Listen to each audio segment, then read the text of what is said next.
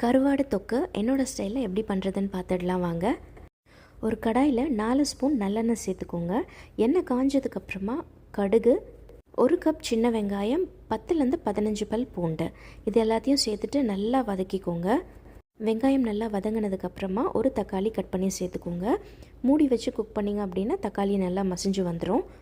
இப்போ நம்ம மசாலா சேர்த்துக்கலாம். தேவையான அளவு உப்பு சேர்த்துக்கோங்க. 1/2 ஸ்பூன் மஞ்சள் தூள், 1 ஸ்பூன் காஷ்மீரி மிளகாய்த்தூள், 2 ஸ்பூன் குழம்பு மிளகாய்த்தூள், இது எல்லாத்தையும் சேர்த்துட்டு 1/2 டம்ளர் தண்ணி சேர்த்து எல்லாத்தையும் நல்லா மிக்ஸ் பண்ணி விட்டுருங்க. மிளகாயோட பச்சை வாசனை போய் எண்ணெய் நல்லா பிரிஞ்சு வரணும். இந்த மாதிரி நல்லா தொக்கு கன்சிஸ்டன்சி வந்துருச்சு. இப்போ நம்ம கருவாடை சேர்த்துடலாம். நான் இன்றைக்கி வாழை கருவாடை சேர்த்துருக்கேன்.